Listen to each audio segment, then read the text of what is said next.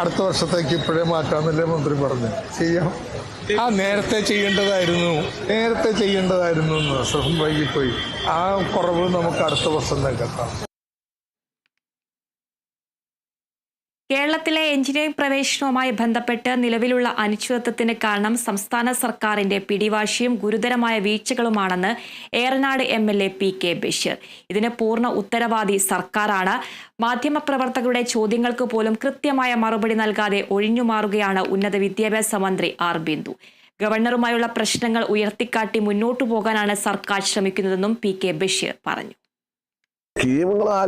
ഒരു ഗവൺമെന്റ് എന്താണ് നമ്മുടെ ഗവൺമെന്റ്, എന്താണ് ഉന്നത വിദ്യാഭ്യാസ വകുപ്പ്, എന്താണ് ഗവൺമെന്റ് നയം, എത്ര കുട്ടികളെയാണ് ആശങ്കപ്പെടുത്തിയത്, എത്ര രക്ഷിതാക്കളെയാണ് ആശങ്കപ്പെടുത്തിയത്, കുട്ടികളുടെ ഉന്നത വിദ്യാഭ്യാസ കാര്യത്തിൽ എന്തെങ്കിലും ഒരു നിലപാടുണ്ടോ? ഇവിടെ ചക്രാത്തി പോര് നടത്തിക്കാണ്ട് വൈസ് ചാൻസലർമാരെയും പിന്നെ ഗവർണറൊക്കെ തമ്മിലെ വിഷയങ്ങൾ പറഞ്ഞ് നടക്കാന്നല്ലാതെ ഭരണകാര്യങ്ങളിൽ, നാടിന്റെ കാര്യത്തിൽ, സമൂഹത്തിലെ ആളുകളുടെ കാര്യത്തിൽ, വിദ്യാർത്ഥികളുടെ കാര്യത്തിൽ എന്തെങ്കിലും ഒരു ഉത്കണ്ഠ ഈ സർക്കാരിനുണ്ടോ? ഇന്നലെ മന്ത്രിയോട് മറുപടി വെച്ച മന്ത്രി ദേഷ്യപ്പെട്ട് കാണാൻ പോയക്കല്ലേ. എല്ലാം ചെയ്യുന്നത് വിട്ടിട്ടാണ്.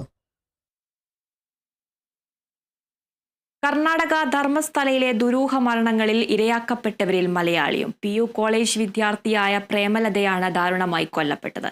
വർഷങ്ങൾ നീണ്ട നിയമ പോരാട്ടം നടത്തിയിട്ടും കുറ്റക്കാരെ ഇനിയും കണ്ടെത്താനായില്ല.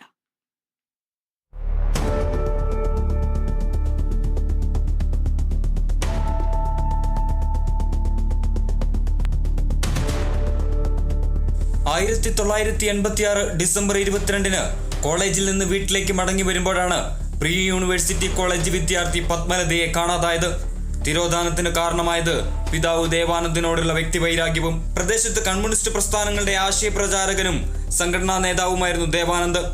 പ്രാദേശിക തെരഞ്ഞെടുപ്പിൽ മത്സരിക്കാൻ നോമിനേഷൻ നൽകിയതാണ് പത്മലതയെ തട്ടിക്കൊണ്ടുപോകാൻ കാരണമായത്.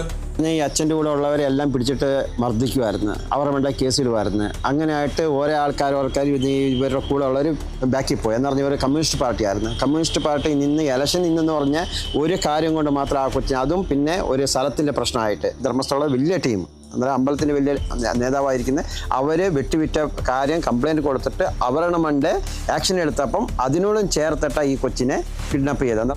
മകളെ ബന്ദിയാക്കി നോമിനേഷൻ പിൻവലിക്കാൻ ആവശ്യപ്പെട്ടു. മകളെ വിട്ടുകിട്ടാൻ തെരഞ്ഞെടുപ്പിൽ നിന്ന് പിന്മാറിയെങ്കിലും പത്മലതയെ കൊലപ്പെടുത്തി നേത്രാവതി പുഴയിൽ ഉപേക്ഷിക്കുകയായിരുന്നു. 57 ദിവസങ്ങൾക്ക് ശേഷമാണ് കൈകാലുകൾ ബന്ധിക്കപ്പെട്ട നിലയിൽ മൃതദേഹം കണ്ടെടുത്തത്. വന്ന് ധർമ്മസ്ഥല ബസ് സ്റ്റാൻഡിൽ ഇറങ്ങിയത് കണ്ടവരുണ്ട്. ഞങ്ങളുടെ മാമൻ കണ്ടായിരുന്നു. ധർമ്മസ്ഥലത്ത് വന്നിറങ്ങിയ പെണ്ണ് ഇവിടെ പോയിട്ടുണ്ടെന്ന് ആരും അറിഞ്ഞിട്ടില്ല. 56